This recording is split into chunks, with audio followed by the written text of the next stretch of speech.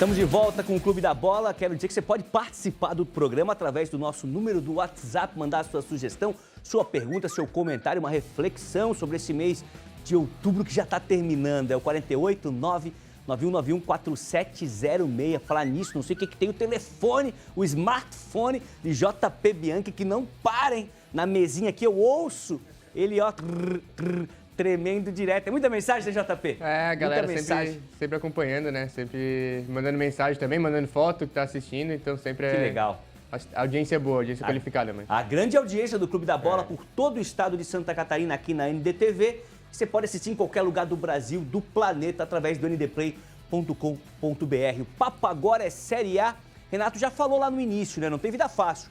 Encara o líder numa rodada, pega o tricolor paulista, time forte do futebol brasileiro, na rodada seguinte, jogo que é hoje. Fui fazer uma graça, que o horário era bom, que dava tempo até de aproveitar com a família. O Renato, não é bom não, o horário não é muito bom, é muito tarde, porque também amanhã de manhã ele tem compromisso no... Como é que é, Alisson? O Mampituba, lá onde joga tênis? Tem compromisso, né? Tem, ó, jogo de dupla e de simples amanhã de manhã. Conta pra gente da Semana do Tigre, Renato. Semana tranquila, né? Teve um surto de gripe lá no Rio de Janeiro, alguns jogadores ficaram sem treinar, mas aí teve a semana toda para se recuperar. Então o Tencate ficou trabalhando aí semana, treinos fechados, né? Como já é habitual, mas sempre vaza uma informação ou outra. Ele chegou a ensaiar o Felipe Viseu formando dupla com o Yannick Bolaci, né? Já que o Alano, que é o futebol, tem as suas maravilhas, né? Você perguntar pro torcedor do Criciúma é o seguinte: quem que é o Criciúma joga com dois atacantes? Quem é o titular absoluto que o torcedor não questiona? Alano. Quantos gols tem o Alano na temporada, na Série A? Nenhum. Aí tem o Bolaci com 6 gols, o Arthur Kaique com 5, esses aí brigam por uma posição. Como o Alano tá fora, tomou o terceiro amarelo, aliás, ele já tomou 8 amarelos e 2 vermelhos nessa Série A de Campeonato Brasileiro, que para qualquer jogador já seria bastante. Qualquer posição, você imagina para atacante. Então ele dá sopa, né? Tomou um cartão por reclamação no Rio de Janeiro, fica de fora. O Bolaci entra no time. A questão é se o Tencate vai com uma formação mais ofensiva, desfazendo a dobra do lado esquerdo com Marcelo Hermes e Trauco e coloca o Mateuzinho no time, ou se ele tira só o Felipe Mateus e põe o Mateuzinho e mantém a dobra do lado esquerdo, porque o São Paulo tem o Lucas de um lado e tem o atacante que veio do Grêmio, o Ferreirinha, do outro, né? Com o Luciano e Caleri. Então é um time que joga muito pelas extremas. E aí a tendência é que o Tencate mantenha a dobra pelo lado esquerdo. Mas independentemente do time que ele vai colocar em campo, e uma ou duas alterações, uma obrigada essa do Alano, e a volta do Newton, que não pôde jogar contra o Botafogo porque é do Botafogo, está emprestado ao Criciúma e teria que pagar uma multa de R$500 mil. No mais, não acredito que o Tencate faça alteração. E respondendo, meu caro Mancha, o nosso telespectador, o Renildo Coelho, se o Criciúma tem possibilidade de conquistar a vaga da Sul-Americana, ganhando do São Paulo, muito. Porque hoje o Criciúma é o 12º e ele está exatamente no limite de quem vai para a Sul-Americana. Então, o não ser rebaixado e a vaga para a Sul-Americana, eles têm uma linha muito tênue ali, né? Se não cair mais 2 ou 3 posições, e aí vai depender dos brasileiros na Sul-Americana, se vai abrir mais uma vaga ou não. Mas condição tem sim. Agora, o primeiro grande objetivo para quem vem da Série A é de permanência no ano seguinte. Então é fazer 44 ou 45 pontos e se manter na Série A. A partir daí pode conquistar a vaga do Sul-Americana. O Criciúma já tem para a temporada Recopa, Campeonato Catarinense, Copa do Brasil e está muito próximo de confirmar a manutenção na Série A. Se vier como bônus o calendário da Copa Sul-Americana, serão 5 competições, o que, vamos combinar, será um 2025 espetacular para o torcedor do Criciúma se confirmar. Mas repito, primeiro 44 ou 45 pontos para se manter na Série A. Legal. O goleiro Gustavo do Criciúma, que eu acho um baita goleiro, conversou com a imprensa. Fala, Gustavo. Nosso grupo sempre foi muito trabalhador, né? Sempre foi muito humilde, sempre muito focado. Então, nessa reta final não vai ser diferente. A gente já tem experiência, né, de campeonato em pontos corridos. Sabemos que a Série A é um campeonato diferente, né? Ele é mais exigente, né, fisicamente, tecnicamente. E o emocional também conta muito nesse final de campeonato. Então, acredito que a gente está bem equilibrado em todos os aspectos. E eu acho que isso é um trabalho que vem sendo feito há muito tempo, né? Então, tem uma consistência. e por isso que a gente chega nesse final de campeonato muito forte e a gente tem tudo aí para conseguir alcançar os nossos objetivos. Legal. Drica Evarini, exagerei quando chamei o Gustavo de um baita goleiro. Você que conhece muito aí de posição por posição do futebol brasileiro, um dos melhores de Santa Catarina, facilmente. Um dos melhores. E nós aqui em Joinville, nós temos um carinho especial com ele, né? Já que foi ele que nos garantiu a vaga na Série D do ano que vem com aquele pênalti, né? Naquele jogo contra o Ercílio. Então, pra mim, ele é ótimo. Inclusive, sou muito fã do Gustavo, já deixo aqui aberto. É um grande goleiro, sem dúvidas. No Campeonato Catarinense fez um excelente campeonato, né? Claro, o Semençati acompanha mais de perto, mas acho um excelente goleiro. E vou aproveitar para responder também a pergunta, né, da telespectadora. Eu acho que o Criciúma tem totais condições de brigar por essa vaga justamente porque já está dentro desse grupo que vai à Sul-Americana. E levando em consideração a campanha que os brasileiros estão fazendo na Sul-Americana com grandes chances de abrir aí uma outra vaga, então eu acho que o Criciúma tem totais condições, vai carimbar aí essas 5 competições no ano que vem para dar alegria para a torcida tão apaixonada de Criciúma, né? Lota, o Heriberto está sempre lotando, conseguiu tirar, né, o Criciúma de uma fase complicada alguns anos atrás e levar ao momento que vive hoje. Seria realmente incrível ter também uma Sul-Americana no ano que vem e acho que vai carimbar não só a permanência como a vaga na Sul-Americana.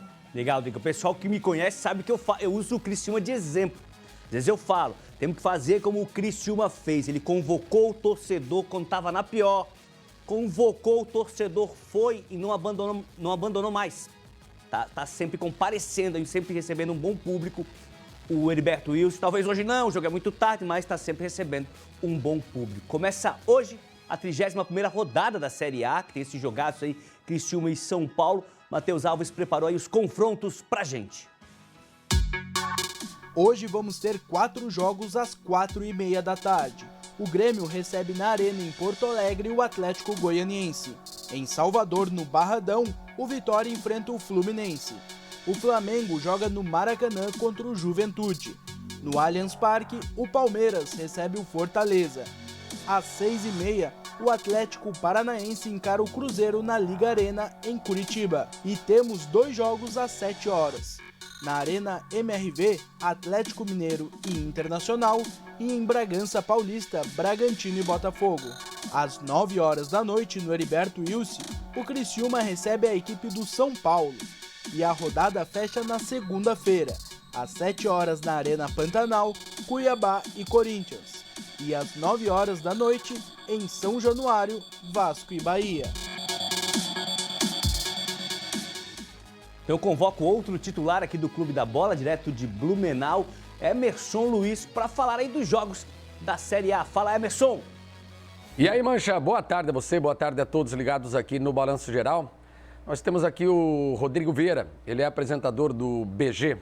E essa semana, já na segunda-feira, depois da rodada que passou, ele ficou preocupado. Chegou a dizer no ar aqui na apresentação do Esporte Comigo que começou a ficar preocupado com o Palmeiras no retrovisor.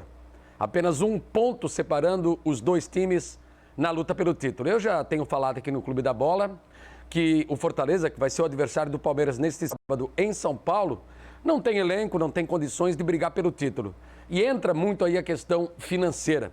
Outro time muito pesado de camisa, com dinheiro, o Flamengo, não chega mais também. Mas o Fortaleza, falando aí em estrutura, em dinheiro, não dá para comparar hoje com esses 3. O Flamengo está fora então da briga pelo título, se concentra entre Palmeiras e Botafogo, que nesse sábado tem jogo encardido, como também vai ser para o Palmeiras dentro do Fortaleza, mas encara o Bragantino, que luta contra o rebaixamento em Bragança Paulista. E tem ainda, Mancha, o confronto direto lá na antepenúltima rodada. E o jogo vai ser onde? No Allianz Parque. Por isso, natural a preocupação do botafoguense, porque vem na cabeça, na mente, o que aconteceu ano passado. Porque foi incrível o que, de fato, o Botafogo deixou de produzir, perdeu aquele título e passou necessariamente depois daquela derrota para o Palmeiras do Engenhão por 4-3, quando o time amassou, fez 3-0, o Tiquinho perdeu pênalti e o Palmeiras foi lá, buscou o resultado e o título. Mas ainda não dá para cravar, temos jogos pela frente, mas o Botafogo tem sim que abrir muito o olho, só depende dele também, assim como o Palmeiras, para outra vez não ficar no meio do caminho e ser uma grande decepção para a torcida do Fogão. Um abraço a você, um abraço a todos. Até semana que vem. Valeu, Emerson. Até semana que vem. Vou pedir para a produção colocar na tela a tabela da Série A atualizadinha para a gente dar uma olhada nisso aí, mais ou menos o que o Emerson comentou pra gente. Lá em cima, né? Botafogo 61, Palmeiras na cola com 60, daí abre uma distância ali de uma vitória e um empate, né? 4 pontos pro Fortaleza, que é o terceiro, Flamengo lá atrás com 51, mas é o quarto. São Paulo é o quinto, tem 50 pontos, o Internacional 49, Bahia 46, Cruzeiro 44, Atlético Mineiro 41 e Vasco 40. Essa é a primeira página. Fluminense 36, mesma pontuação do Tigre. O Grêmio é o 13º, tem 34, tem 35, o Red Bull tem 34, o Juventude tem 34 e o Vitória tem 32. Corinthians com 32, o Atlético Paranaense do Pacto tem 31, o Cuiabá tem 27 e o Atlético de Goiânia, o Dragão Goianiense, tem 22 pontos. Essa é a tabela atualizada hoje. Uma pergunta, o Alisson aqui tava explicando pra gente por que os jogos são só no sábado e na segunda. Domingo não tem jogo da Série A, porque em alguns locais do país teremos o segundo turno das eleições, então é por isso que a tabela ela foi separada. Alisson Francisco, quando você vê a tabela da Série A, tá encaminhado, é aquilo mesmo, o Botafogo ainda corre esse risco, né, de repetir a história do ano passado. Liderou, chegou na reta final, deixou escapar. Então, Mancha, eu ia chamar a atenção justamente para as duas primeiras posições, né? O Botafogo está na liderança, acompanhado pelo Palmeiras logo atrás, 1 ponto separando essas duas equipes. A diferença entre elas, o Palmeiras vem embalado e jogando só Brasileirão, então está 100% focado na Série A, está conseguindo descansar o elenco, não tem jogo durante a semana, não está disputando outras competições. Já o Botafogo está focado na Copa Libertadores da América, então está dividindo as atenções, está enfrentando todo esse cenário. Eu, sinceramente, há mais ou menos umas 3 semanas, não imaginava que o Raio poderia cair no mesmo lugar. Hoje já duvido. Já acredito que pode acontecer de novo, tá? De o Palmeiras ultrapassar o Botafogo. E o jogo que pode ser decisivo é aquele confronto na 36ª rodada, quando as duas equipes vão se enfrentar. Ali a gente pode ter o mesmo cenário de 2023, né? De um jogo dividir, ser um divisor de águas e ali apontar o campeão da Série A de 2024.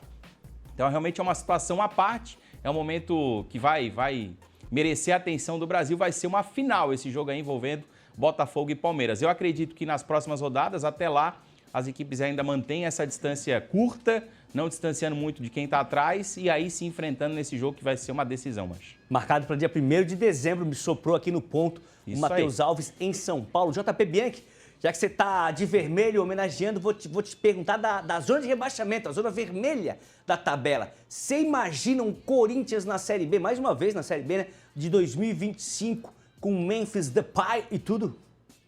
Não, Mancha, não. Quando tava ali o Fluminense, também tava naquela região ali, eu sempre falei, pô, o Fluminense eu acho que uma hora vai engrenar uma sequência legal ali, vai escapar, o Fluminense já tá lá na 11ª colocação, já nem corre mais risco. Eu acho que o Corinthians vem jogando bem também, vem crescendo na competição no momento certo, eu acho que vai escapar. Só que o problema é o Atlético Paranaense, né, vem de 12 jogos, mais 12 jogos sem vencer na Série A, ano de centenário, a gente sabe que é difícil, é complicado. E aí veio decaindo, fez um início de Série A, onde somou bons pontos ali, né? Por isso que ainda tem uma pontuação legal, senão estaria até pior nessa tabela. Entrou na zona, acho que não sai mais, tá feio o negócio lá pro Atlético.